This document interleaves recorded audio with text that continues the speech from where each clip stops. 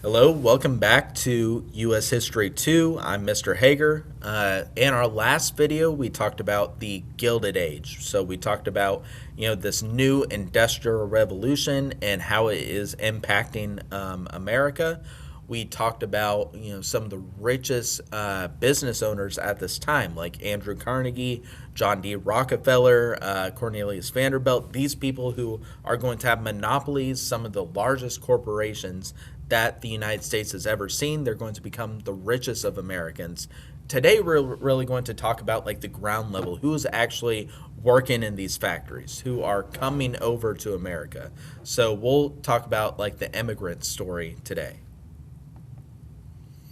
So the Industrial Revolution is really going to pull a lot of people to America. So when we talk about like immigration, there's push and pull factors. So a pull factor is what's pulling people in. Why do people want to come to America? Well, the big thing is going to be creating new opportunities and looking for like jobs, right? Making a living. A push factor is what's pushing people out of these countries, right? And in Europe, Europe at this point in the early and mid 1800s, they're getting really overpopulated. It's really hard for people to own land because the people who have owned land in Europe at this point has been like the rich nobles and stuff. So it's really hard just for a common person to own land, make a living themselves. So this is going to push a lot of people out of their own European countries, bring them to America where they're going to look for new opportunities. So this is Americans' pull. What's pulling people over to America? So a lot of immigrants at this time, they're fleeing famine. And they're lacking opportunities, and America's going to offer new freedoms, right? This promise of racial freedom, religious freedoms, freedom from political persecution, from compulsory military service. So this is going to be very appealing for a lot of Europeans that otherwise wouldn't have that amount of freedom. So they're pulled by this promise of America that you could pick yourself up by your bootstraps, make something of yourself, have a new beginning. So we're going to see all sorts of these stories popping up. Millions of immigrants are going to flee from Europe and Asia and stuff to come to the United States. And we're going to see cities like New York and Chicago and LA and Boston. These cities are going to grow because of immigrants. Immigrants are going to build America into the wealthiest country in the world coming into the 1900s.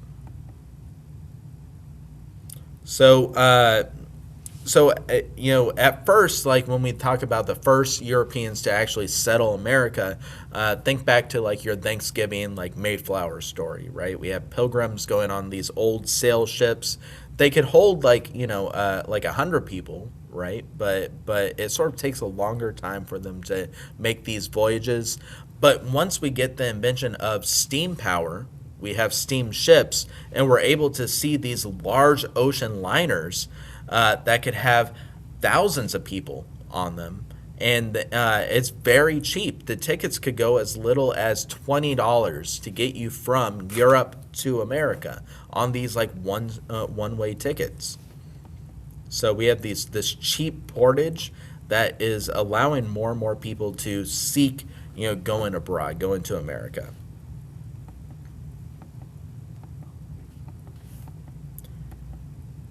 Yep. So these new immigrants, right? So we over here we could see a chart of this wave of immigration to America.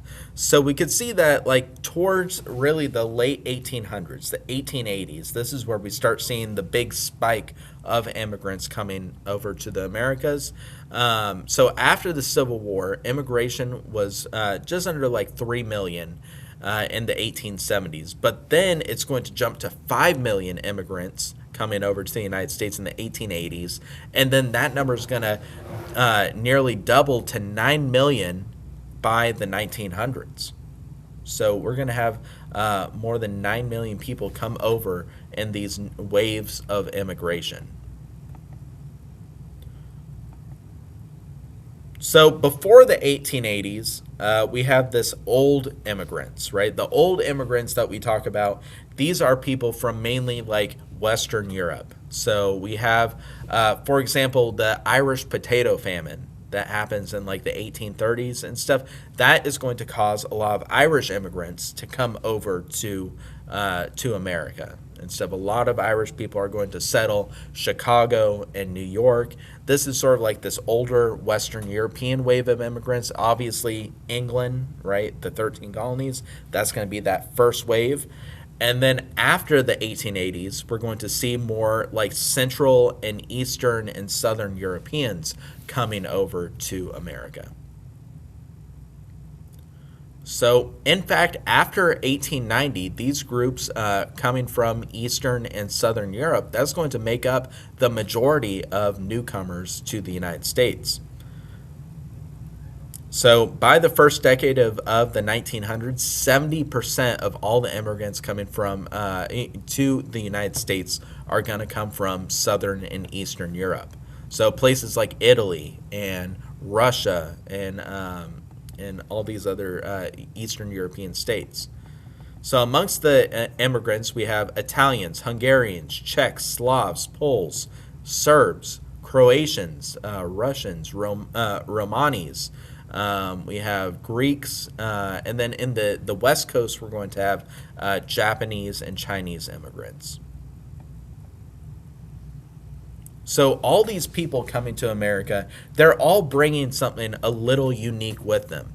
Each one of them have their own languages, their own cultures, and you know they come from different places in Western Europe themselves. So we're going to see large groups of people from different religious backgrounds too. A lot of Jewish people, right, escaping anti-Semitism in Eastern Europe, they're going to make their way over to America.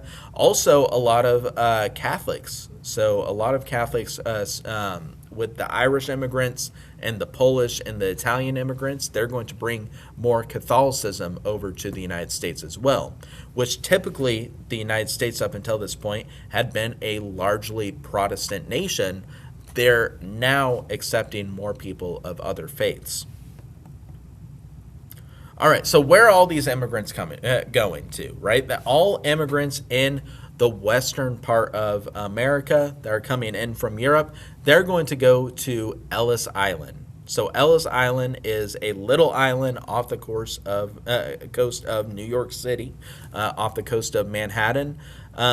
This island is going to open its doors in 1892, and this is going to be like the main immigration checkpoint where all these people coming from these giant ocean liners, they're going to get off the boat, they're going to go through these lines, and then this is where they're going to enter into America.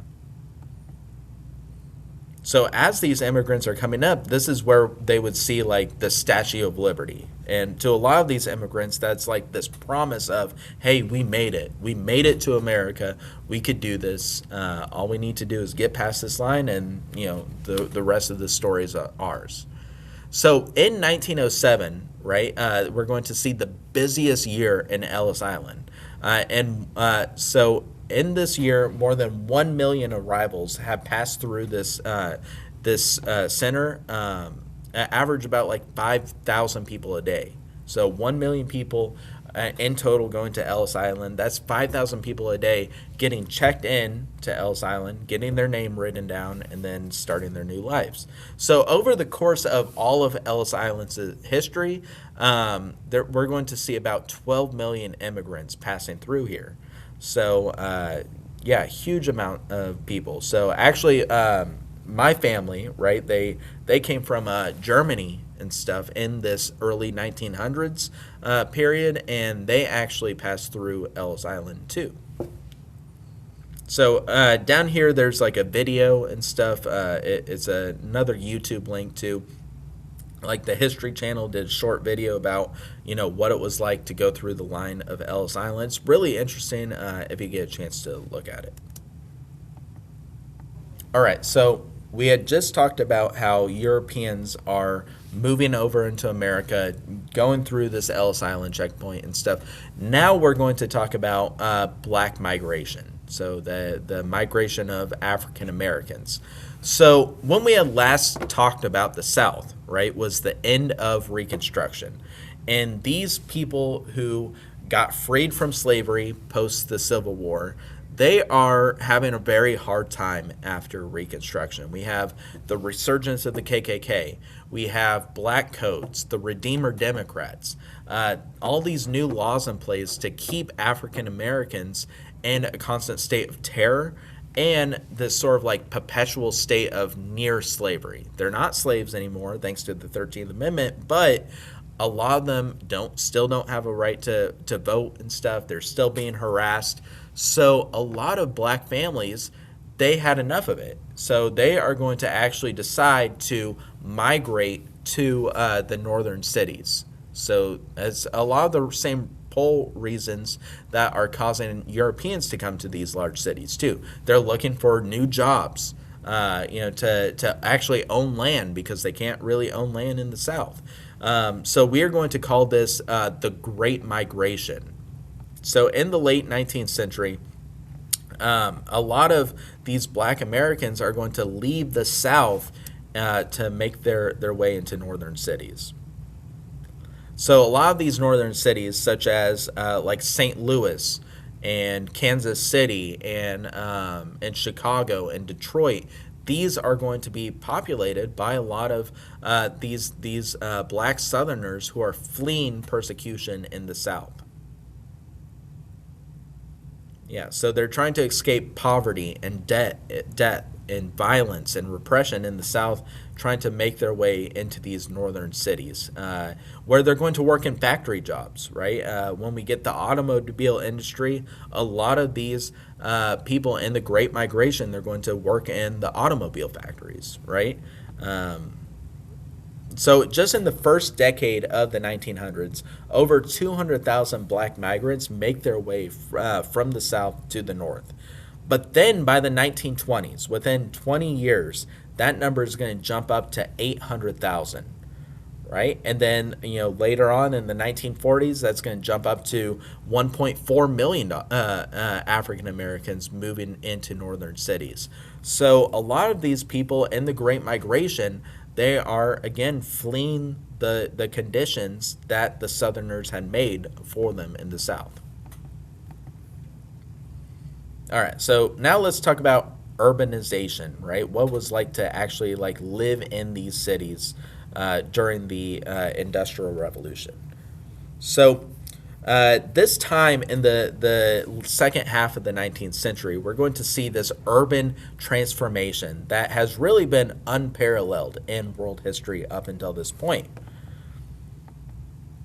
So, for example, between 1860 and 1910, the urban population is going to mushroom from 6 million people to 44 million people. So if you think about it, for most of human history, most people have lived in the country, in rural areas, because traditionally most humans have worked on some sort of agricultural labor, right, working on farms, and so if you're living in a city and stuff, you can't grow your own food, you can't be a subsistence farmer. So cities were really left for like skilled labor and the government and stuff like that. Not a lot of people lived in big cities up until the Industrial Revolution, but we start seeing this shift in the later 1800s to the early 1900s, where by 1920, more than half of the United States population lives in an urban area. This is something that's first in American history, right? Again, most people lived in the countryside. Not a lot of people lived in cities, but by the 1900s, most people are going to end up living in a city. And this is a trend that we still see today, right? Most of us don't live on farms. We live in some sort of, city. All right, so the rise of big cities are going to create a distinctive urban culture with people from different ethnic and religious backgrounds representing every walk of life. They're pouring into these cities. we're going to start seeing neighborhoods, right? So each neighborhood is going to have its own little ethnic linguistic group. So there's going to be a German neighborhood in a lot of these cities, an Italian neighborhood, Irish neighborhood, a Chinese neighborhood. So like if you've ever heard of like Little China before, right? This is where we get a Little China, is these neighborhoods appearing in these cities. So the city is going to be really an ethnic city. So a lot of them are going to hold different population groups and stuff. So by 1900, near about 30% of residents in cities were foreign born. So 30%, 70% of them were native born. But in Chicago, 87% of the population is going to be immigrants by 1890. And in New York, 80% of the people living in New York is going to be immigrants. And Milwaukee and Detroit, that number is also going to be 84%. That's a huge amount of cities, city populations being made up by immigrants. Immigrants are the ones who built and lived in these giant cities that we know about today.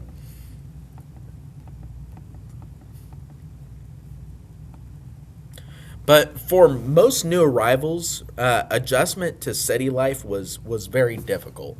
Most people, like I said, had lived in the country before. No one really lived in giant cities like this. This is a new thing that happened in history. So a lot of these people that are fresh off the boat, they're going to be subject to a lot of difficulties and hardship. So in order to ease this transition, a lot of these ethnic communities are going to form, right? We're going to start seeing neighborhoods, immigrant ghettos. Like I said, we'll have an Irish neighborhood. We'll have a German neighborhood. So these ethnic neighborhoods offer newcomers something that was familiar, right? So for example, what we'll see in places like Milwaukee and Chicago, there's going to be a large German population living there. So actually, in these German neighborhoods, we're going to start seeing them bringing their own food cultures in to the cities as well. So if you've ever heard of like a hot dog being named a Frankfurter before, it's named a Frankfurter because people from Frankfurt moved to the United States and they're like, oh, I'll have what the Frankfurters are having. There you go, right? Foods like sauerkraut, it's also going to be brought over by the German immigrants as well. If you think of like your major beer, beer corporations and stuff, beer breweries, Miller is going to be a German family, the Miller family, settled into Milwaukee, right? They're going to start, their German beer business. Budweiser, also Busch. So if you think of like the American beers, the American lagers and stuff, the German immigrants, you have them to thank for that. But also, we'll start seeing like Little Italies too. So a lot of our Italian food that we know and love today, right? Spaghetti and meatballs. Spaghetti and meatballs doesn't really exist in Italy. Spaghetti and meatballs is actually going to be a Italian American invention. So when we just talked about in our last unit, people going out west, we talked about the cowboys and stuff, this influx of meat coming in from out west going into the big cities. These Italian immigrants are coming over into America and stuff, and they're like, oh my God, there's so much meat here.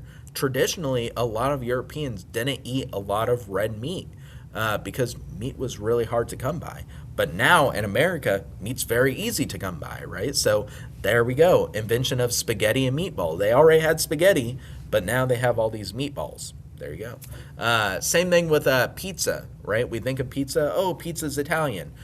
Pizza, right, existed in Italy, but it was really made by these Italian Americans. That the red sauce, with the mozzarella and the pepperoni and stuff. That's not really an Italian thing in Italy.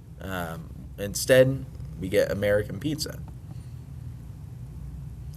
This helped create this like cultural cohesiveness in these big cities, right? That if you come from Italy and stuff, you're leaving home for the first time. Most people only left like within a 10-mile radius of where they were born.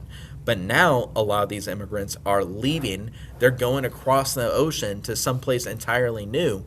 It's nice to have a community of someone you can lean on, right? You could speak Italian to your neighbor, right? It might not be the same Italian because of different dialects and stuff, but at least you'll have each other's back.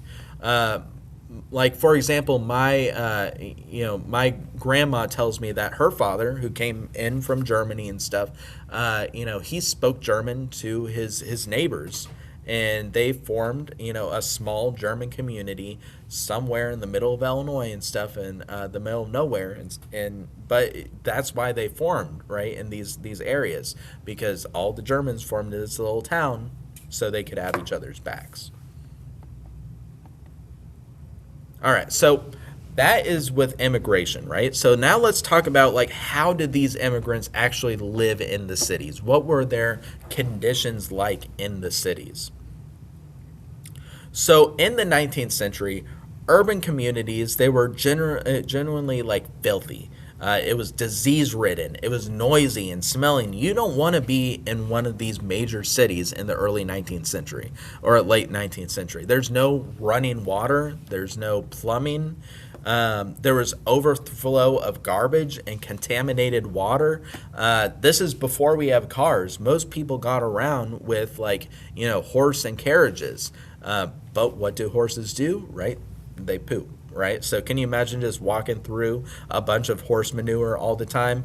Also, there's going to be a lot of roaming pigs, right? So this is a little random, but pigs will just eat anything, right? So people at this time, they're like, you know what? I'm just going to have a bunch of pigs going into the street. They could eat up all the trash and everything, but also pigs have to relieve themselves too. So, the pigs, they're going to poop in the street just as much as the horses and stuff. So even though they are cleaning up a lot of stuff, they're, also getting into some trouble too. So providing clean water was a chronic problem. A lot of time they didn't know about modern sewage ways and stuff, and modern waterways.